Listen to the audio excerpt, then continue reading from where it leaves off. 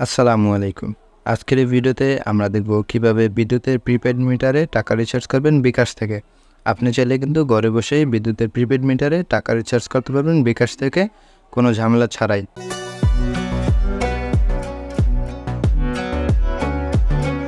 এর জন্য আপনার প্রথমে বিকাশে চলে যাবেন। তো বিকাশে আসার পরে এখানে একটি অপশন পেয়ে যাবেন যেটার নাম হচ্ছে পে বিল। আপনার এই পে বিলে ক্লিক করবেন, দেন এখানে পেয়ে যাবেন বিদ্যুৎ, আপনার বিদ্যুতে চলে যাবেন। তারপরে এখান থেকে হচ্ছে বিদ্যুতের কোন কোন কোম্পানিতে আপনার হচ্ছে টাকা রিচার্জ করতে পারবেন বিকাশ থেকে সেগুলোর নাম এখানে দেওয়া আছে। আপনার বিদ্যুৎ কোনটা মানে আপনার এরিয়া ভেদে বিদ্যুতের কোম্পানি কিন্তু আলাদা আলাদা প্রোভাইডার আছে। আপনার কে বিদ্যুৎ সার্ভিসটা দেয় ওই সেটা কোম্পানির নামটা এখানে সিলেক্ট করবেন। আমি যেহেতু ঢাকায় থাকি আমার এখানে হচ্ছে ডিপিডিসির কারেন্ট আমি ব্যবহার করি।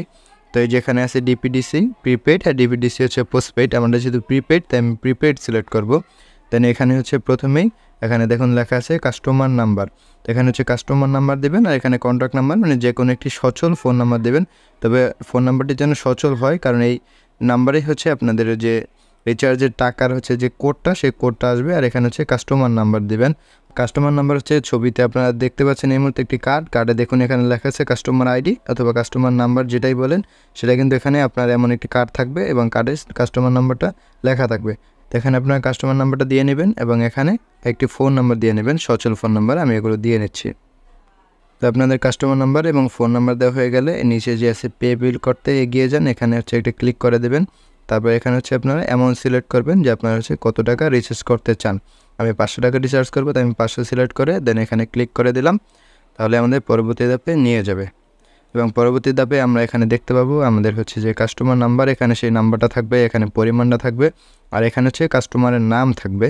মানে হচ্ছে আপনাদের মিটারটা যেই নামে হচ্ছে নেয়া সেই নামটা থাকবে। এটা আপনারা দেখে নেবেন, যদি আপনার নাম্বারটা সঠিক হয় তাহলে তো নামটা এখানে সঠিক নামই আসবে। সঠিক নাম আসলেই হচ্ছে আপনারা দেন এখানে হচ্ছে সব কিছু দেখতে পারবেন। সব কিছু একবার মিলিয়ে নেওয়ার পরে পরের ধাপে যেতে ট্যাপ করুন, এখানে একটা ক্লিক করে দেবেন আপনারা।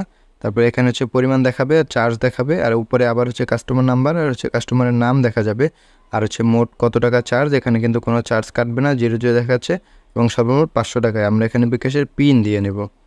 তো বিকাশের পিন দেওয়া হয়ে গেলে আমরা এখানে একটি ক্লিক করে দেব। দেন এখানে আবারও হচ্ছে দেখাবে যে আপনার কাস্টমারের নাম্বারটা, এটা ভালোভাবে মিলিয়ে নেবেন, ভুল হলে কিন্তু অন্য নাম্বার টাকাটা চলে যাবে। দেন এখানে হচ্ছে সব টাকা দেখানোর পরে এই যে পে বিল করতে ট্যাপ করে ধরে রাখুন, এই যে লেখাটা আছে এখানে আপনারা জাস্ট ক্লিক করে ধরে রাখবেন। ধরে রাখলেই এমন অ্যানিমেশন আসবে। তারপরে দেখবেন আপনাদের হচ্ছে এই যে দেখুন আপনার পে বিলটা সফলভাবে হয়ে গেছে। মানে আর এই যে দেখুন আমার ফোনে কিন্তু অলরেডি একটি SMS চলে আসছে, SMS একটি টোকেন নাম্বার আছে।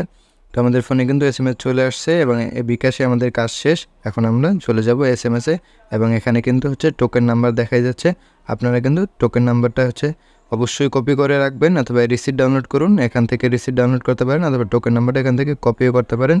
এটা কিন্তু আপনাদের খুবই গুরুত্বপূর্ণ, এটা আপনাদের অবশ্যই লাগবে। তবে এটা আপনারা কিন্তু SMS-এও পেয়ে যাবেন, এখান থেকে যদি হারিয়ে যায় কোনো সমস্যা নেই, SMS পেয়ে যাবেন। আমি রিসিট ডাউনলোডে ক্লিক করলাম, ক্লিক করে আমি রিসিটটা হচ্ছে ডাউনলোড করে নেব।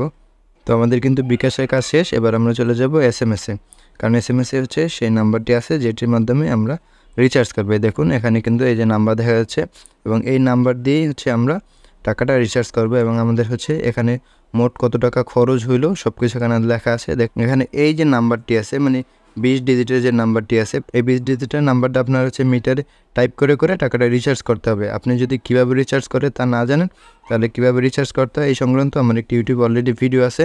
আমি সেই ভিডিওটি এই ভিডিওর আই বাটনে দিয়ে দেবো, আপনারা এখান থেকে সেই ভিডিওটি দেখে নিতে পারেন অথবা ভিডিও ডিসক্রিপশনে আমি সেই ভিডিওর লিঙ্কটি দিয়ে দেবো।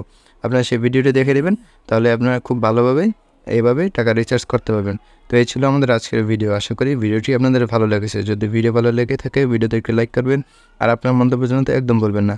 আমার চ্যানেলে সাবস্ক্রাইব তো অবশ্যই করবেন। দেখা হবে পরে ভিডিওতে, ততক্ষণ ভালো থাকবেন। আল্লাহ হাফেজ।